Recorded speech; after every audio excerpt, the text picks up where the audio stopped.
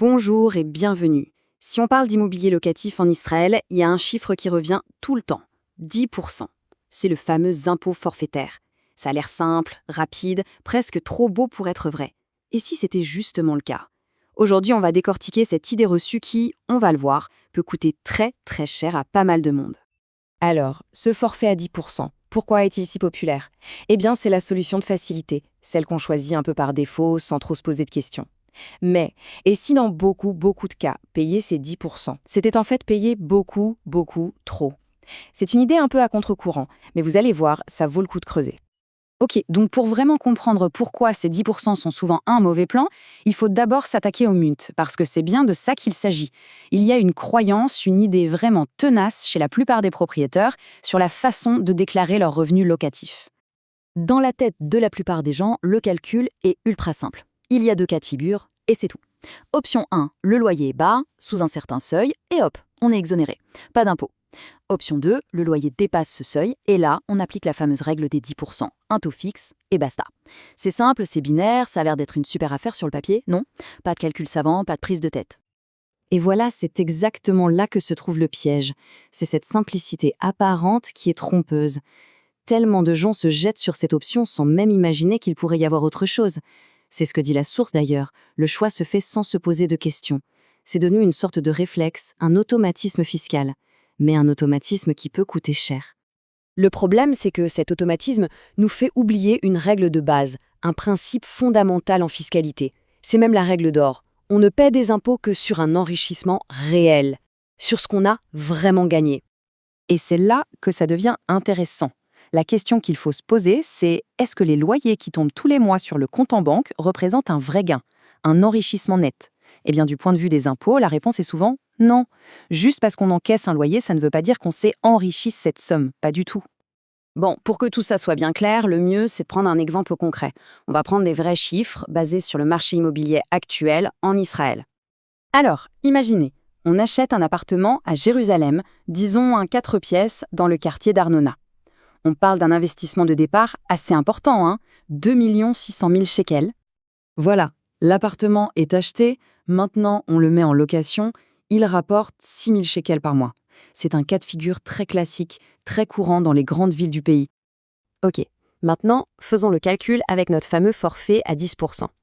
C'est super simple. 6 000 shekels par mois, fois 12 mois, ça nous fait 72 000 shekels de loyer sur l'année. On applique 10% et on arrive à un impôt de 7 200 shekels. Facile, non? Oui, mais c'est là qu'est le gros problème. Avec cette option, on ne peut déduire absolument rien. Le chauffe-eau qui lâche, c'est pour sa pomme. Une fuite à réparer, pareil. Les intérêts de l'emprunt, même pas en rêve. Nada, zéro déduction. Mais alors, c'est là qu'on découvre qu'il existe une autre solution, une troisième option, souvent méconnue, et qui, croyez-moi, peut absolument tout changer. Cette troisième voie, c'est ce qu'on appelle le régime au réel, ou le forfait réel. Le nom a l'air un peu technique, un peu intimidant, mais en fait, le principe derrière est d'une logique imparable. Et surtout, il peut faire économiser beaucoup d'argent.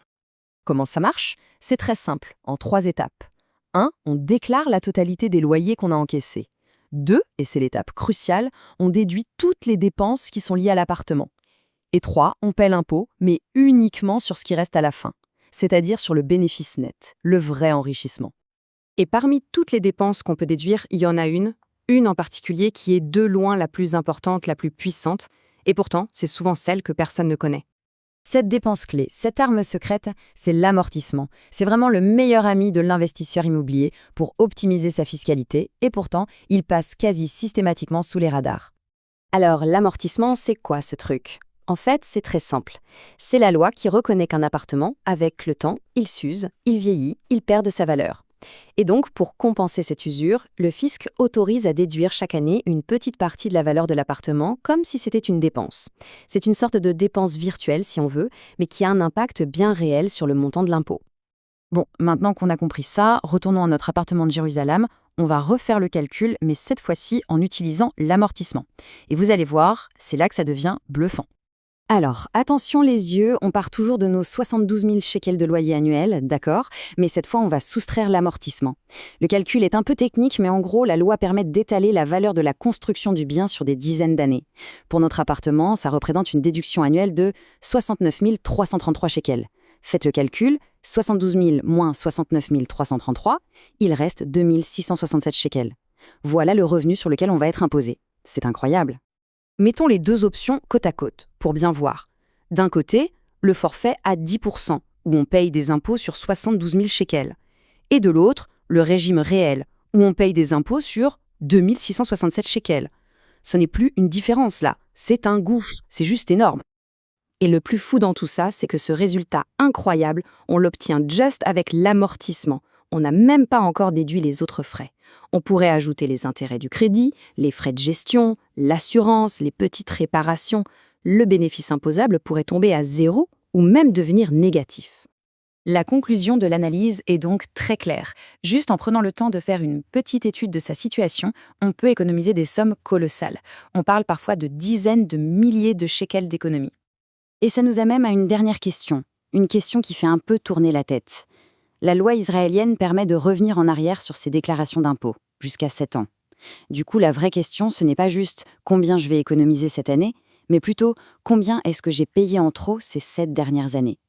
Le mythe des 10% a l'air confortable, mais au final, il coûte très cher. Alors, creuser un peu le sujet, ça pourrait bien être l'investissement le plus rentable qu'on puisse faire.